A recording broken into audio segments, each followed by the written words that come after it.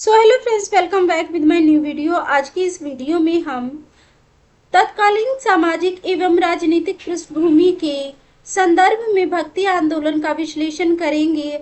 और ये जो क्वेश्चन है एमए फर्स्ट ईयर का है और कोर्स कोड है MSD 6। इग्नू यूनिवर्सिटी का क्वेश्चन है ये और परीक्षा की दृष्टि से बहुत महत्वपूर्ण है, तो कृपया इसे करके जरूर जाए। तो चलिए इसका आंसर देखते हैं। आंसर है भक्ति आंदोलन, विशेषकर मध्यकाल का भक्ति आंदोलन। किसके बारे में बात कर रहे हैं? विशेषकर मध्यकाल का भक्ति आंदोलन भारतीय इतिहास की एक युगांतकारी घटना थी। यह केवल एक धार्मिक पुनर्जागरण नहीं था, बल्कि तत्कालीन विषाक्त सामाजिक और अस्थिर राजनीतिक पृष्ठभूमि के खिलाफ उपजा हुआ एक बहुत बड़ा सांस्कृतिक और वैचारिक विद्रोह था। इसका विश्लेषण सामाजिक और राजनीतिक संदर्भों में इस प्रकार से किया जा सकता है। तो चलिए देखते हैं कि इसका विश्लेषण किस प्रकार से किया जा सकता है। यहाँ कुछ पॉइंट दिया गया है, उसके द्वारा समझेंगे। तत्कालीन राजनीतिक पृष्ठभूमि जो कि राजाओं का राज था, तो ये है कब था? मध्यकाल में। और मध्यकाल कब से कब तक रहा? 12वीं से 17वीं सदी तक। मध्यकाल में भारत में तुर्क, अफगान और मुगलों का शासन था। किनका शासन था? तुर्क का था, अफगान का था और मुगलों का शासन था। इस राजनीतिक उथल पुथल का गहरा असर पड़ा। किस पे पड़ा? किस पे पड़ा उसके बारे में हम आगे जानेंगे। निराशा का दौर, हिंदू राजा हार चुके थे और मंदिर तोड़े जा रहे थे।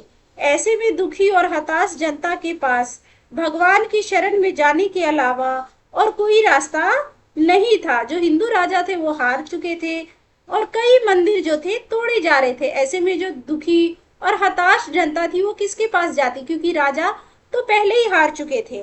इसीलिए उन्होंने भगवान की शरण में जाने का फैसला लिया।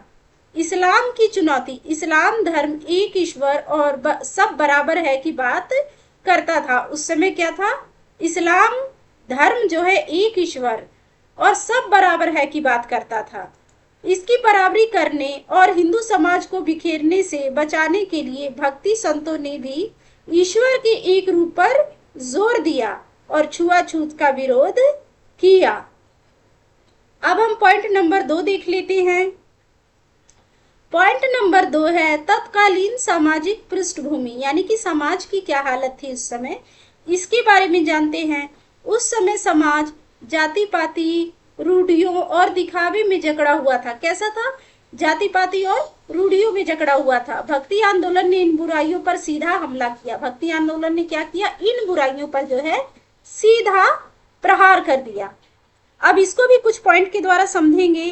तो चलिए देखते हैं। जाति प्रथा का विरोध, समाज में ऊंच नीच और छुआछूत बहुत ज्यादा थी। संतों ने साफ कहा कि ईश्वर के लिए सब बराबर है, जाति पाति पूछे नहीं कोई, हरि को भजे सो हरि का होई। यहाँ पर इस प्रकार का संत रामानंद ने जो है बात कही, जाति पाति पूछे नहीं कोई, हरि को भजे सो हरि का होई।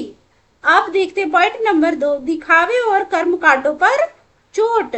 धर्म केवल पंडितों और महंगे यज्ञों तक सिमट गया था। धर्म कहाँ तक सिमट गया था? पंडितों तक और महंगे महंगे यज्ञ कराने वालों तक जो है सिमट कर रह गया था। कबीर और नानक जैसे संतों ने मूर्ति पूजा, छुआछूत और बाहरी दिखावे का कड़ा विरोध किया। कबीर और नानक जो संत थे, इन्होंने मूर्ति पूजा, छुआछूत और बाहरी जो दिखावा है उस पर कड़ा विरोध किया। आम जनता की भाषा यानी कि लोक भाषा, उस समय संस्कृत केवल ऊंचे वर्ग की भाषा थी। संस्कृत क्या थी? केवल जो ऊंचे तबके के लोग थे उनकी भाषा से। संतों ने आम लोगों की भाषा जैसे अवधी, ब्रज, हिंदी में उपदेश दिए। संतों ने क्या किया? आम लोगों की भाषा में उपदेश दिए, जैसे कि अवधी, ब्रज और हिंदी में उपदेश दिए, जिससे धर्म आम आदमी तक पहुंच सका, जिससे कि है आम आदमी को भी धर्म की बातें समझ में आने लगी। पॉइंट नंबर 4 है महिलाओं को आजादी।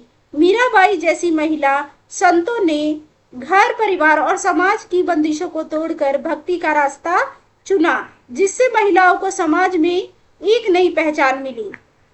क्या मिली? किसकी वजह से? मीराबाई जैसी महिलाओं ने संत महिला संतों ने घर परिवार को छोड़ दिया, समाज की बंदिशों को तोड़कर भक्ति का रास्ता चुन लिया, जिससे जो है महिलाओं को समाज में एक नई पहचान मिली।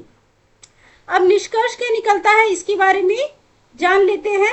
तत्कालीन मुश्किल समय में भक्ति आंदोलन ने 2 बड़े काम किए। कौन कौन से काम किए इसके बारे में जानते हैं।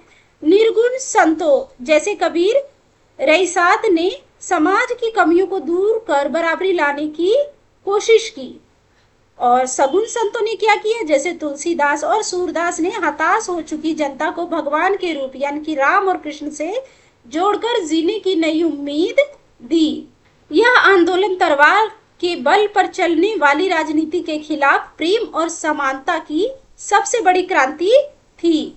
सो वेल फ्रेंड्स, आज की वीडियो में इतना ही। आज का हमारा वीडियो आपको कैसा लगा कृपया कमेंट में जरूर बताएं और इसी प्रकार के और वीडियो के लिए हमारे चैनल को सब्सक्राइब करें।